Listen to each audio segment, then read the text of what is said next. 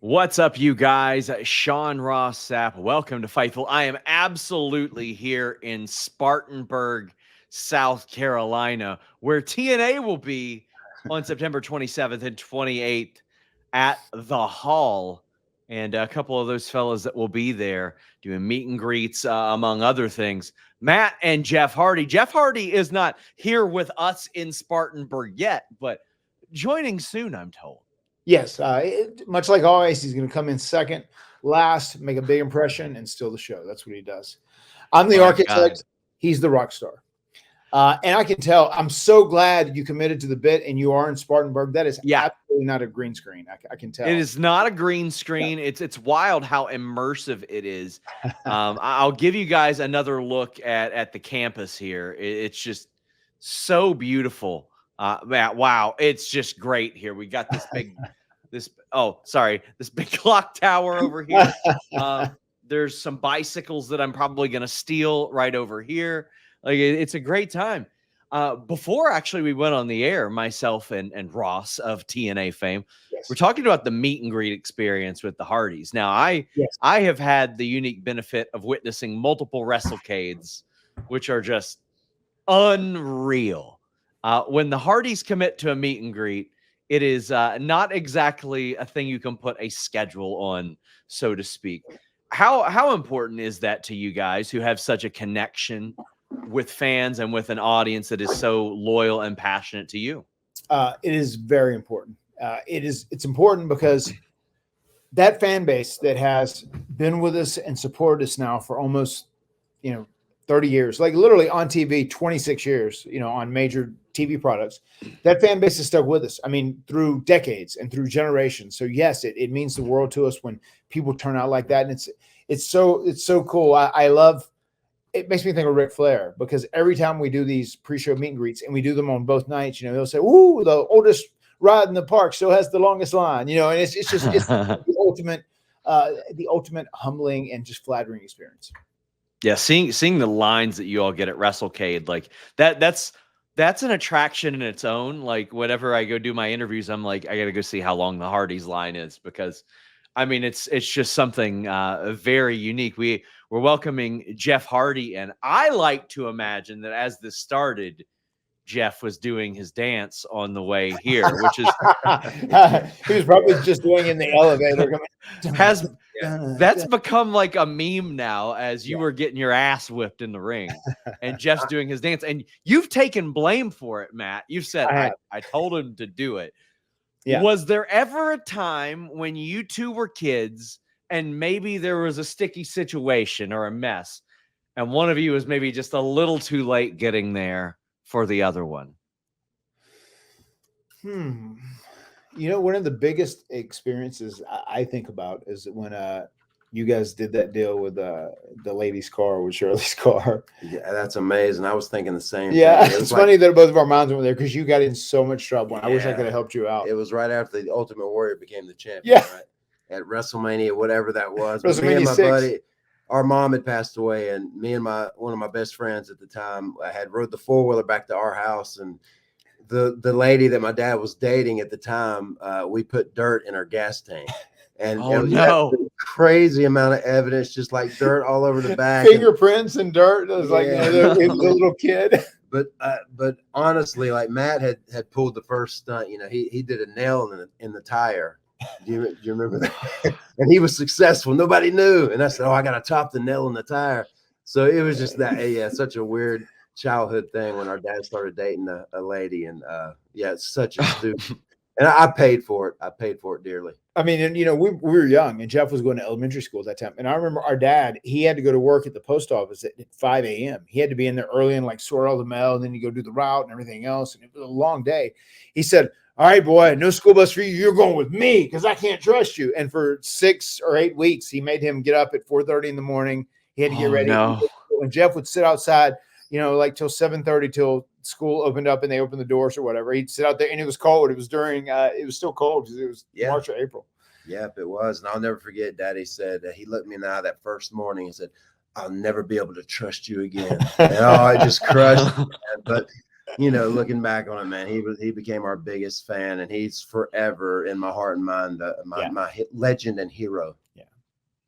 Was there ever a time that you seriously saved each other as kids from getting into deep trouble like that? Like listen, everybody's had the sibling, the cousin that's the tattletale, but like sometimes you got to have their back for the greater good. Yeah, Matt has saved me many times from over drinking when I've been able to catch a flight because Matt woke me up. So he's back in my alcoholism. He's been there for me a lot. So obviously TNA, you guys are back there. You guys have such a rich history in TNA. They have not announced Hall of Famers as of yet. So this is purely speculatory from me. But if they were to come to you and say, TNA Hall of Fame, obviously you guys have the credentials, you guys have the pedigree. Is that something that you all look to as something that you would want to be enshrined in the future? Well, even if it's not this year. For sure. Yeah. Eventually I denied it. I was just in a bad place after my dad had passed away. And I just got to a point that there was no return. Something had to happen. But it just didn't feel right when they offered it to me. You're talking about WWE, though, right? Yeah. Because he was asking TNA. Oh, God. Oh, TNA. I haven't even thought about that. I almost kind of forgot about the TNA. I would. I mean, I feel like we're kind of at that point in our career where we kind of reached that status where people will commonly refer to us as legends. As weird as that feels, you know, we're still just doing the thing. We're two teenage kids from Podunk, North Carolina. But yeah, absolutely. I mean, it's a great honor, and if someone is willing to bestow that honor upon you, yeah, I would definitely be up for it. And it's a story that Jeff told me. He called me right after whenever he left WWE, and they offered to put him in the Hall of Fame, but it would have been solo because I was with AEW, and he said, no, I only want to do it with Matt, which was real cool. And I feel like any Hall of Fame that we go into first, that's how we should go into it to begin with as a team. Yeah, I did not even know Total Nonstop Action still had a Hall of Fame. They do. There you go. Every year. Unbelievable. There you go. Are there any favorite Hardy Boys memes that you all have? Jeff, I don't know how online you are, but I mean, I've seen Matt share quite a few of them. And of course, there is the dance going down to the ring, of course. But are there any other ones that like you guys are fond of, or maybe get sent to you via text message or anything like that? The Joe Hendry has entertained the heck out of me. When I first started watching TNA again, and I saw him, I was like, wow, this guy is special. And to see all these memes, and he blows up. Yeah, when we got to turn around with him doing his deal in the ring, that was so fun. And I even threw a little juke in there after we turned around. Yes. That was a blast. One of my favorites, which it stands out a lot, and I probably use it a lot, which is real fun. When I was doing Big Money Matt at AEW, there was a time where I cheated on the outside to help one of my guys win, whatever. And the camera like got off the match and it came down on me, and just like instinctually, I just said, shh, you know, don't squeeze me off. And they got such a great shot of that, and such a good meme. If I'm ever telling someone like, hey, kayfabe, brother, not so loud.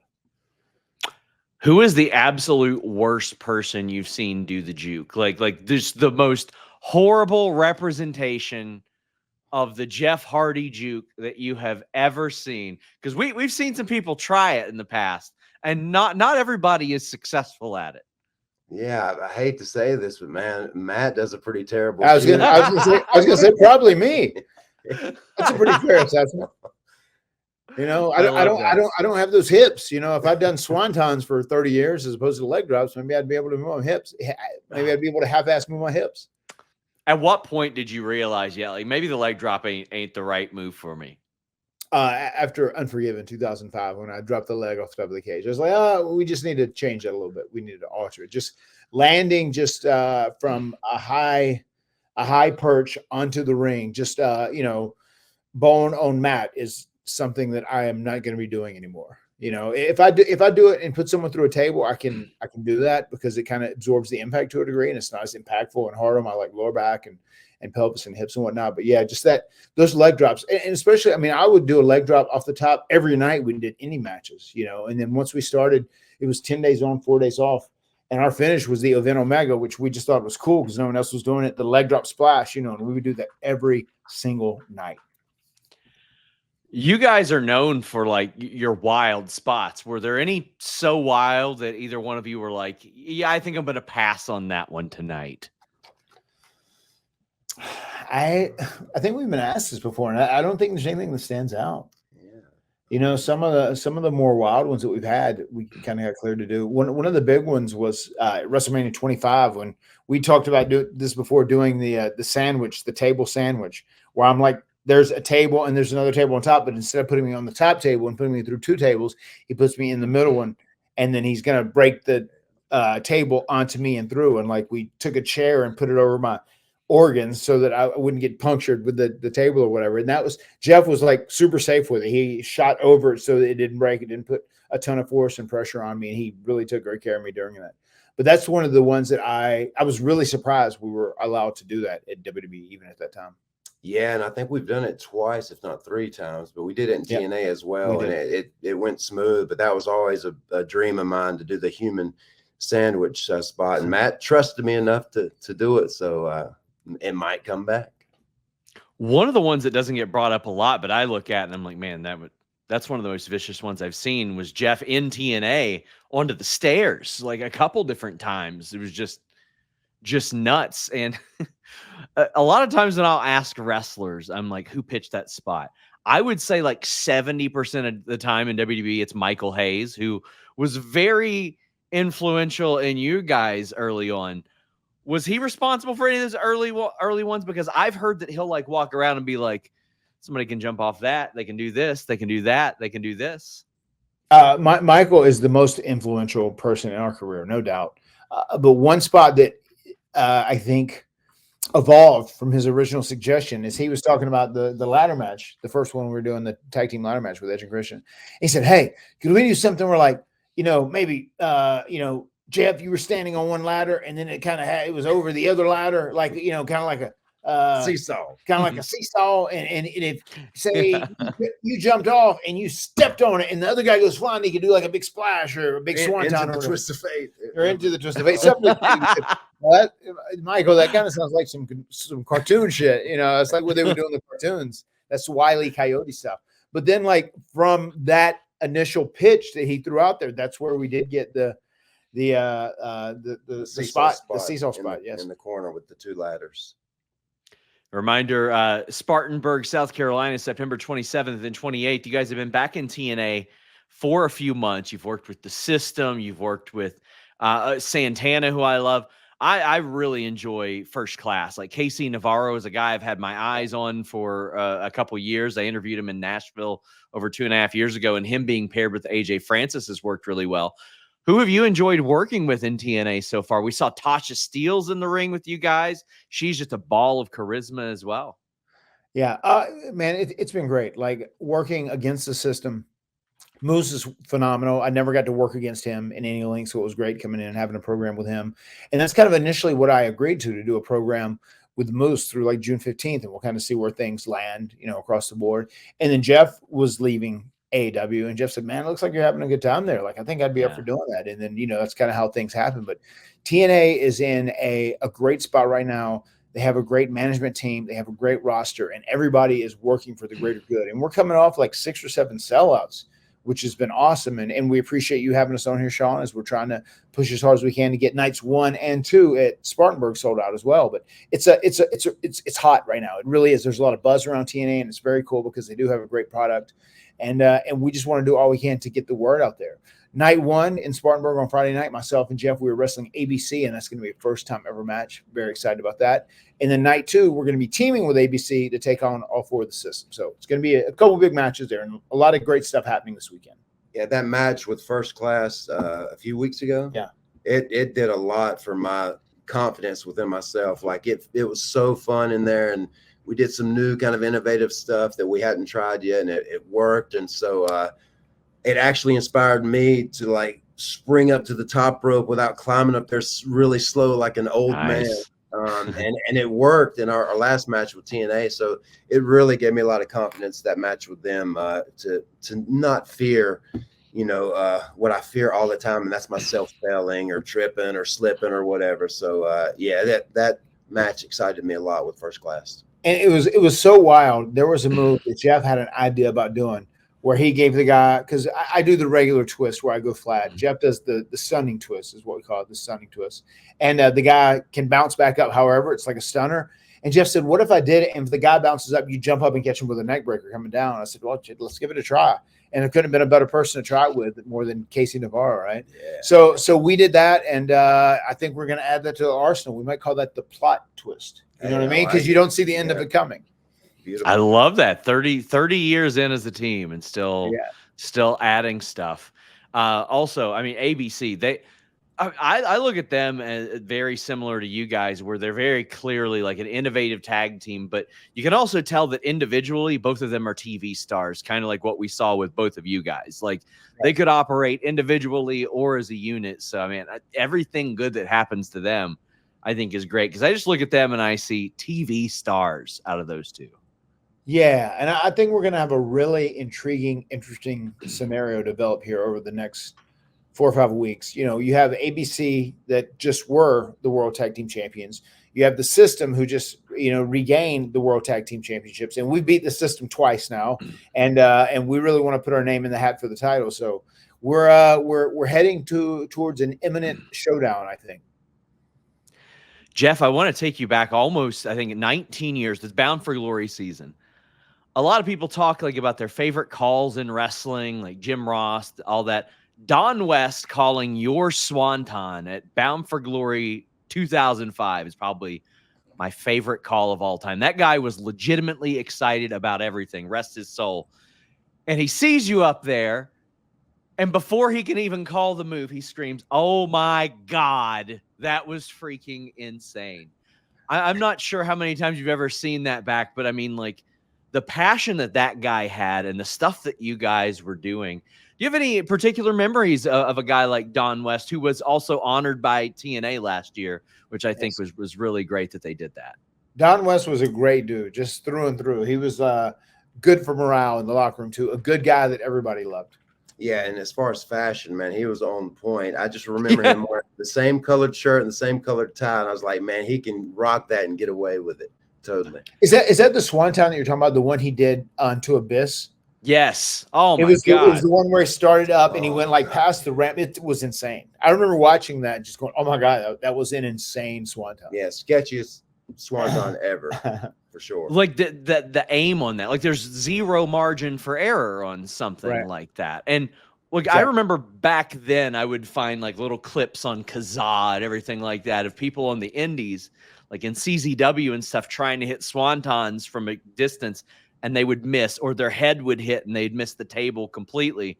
And then I saw that one and I was like, well, that's the guy who perfected it. That's why he's the guy that does it. But I'll always look back on that call so fondly. And I think that captured Don West an awful lot, and like how much he really loved pro wrestling and loved what was going on. Is there anybody in TNA so far that has specifically approached you guys to bend your ear, maybe pick your brain for advice or anything like that? Because there's nothing you guys haven't done. You've worked as heavyweights, cruiserweights, tag teams, heels, baby faces, singles. You've worked in a stable. You all done a little bit of everything.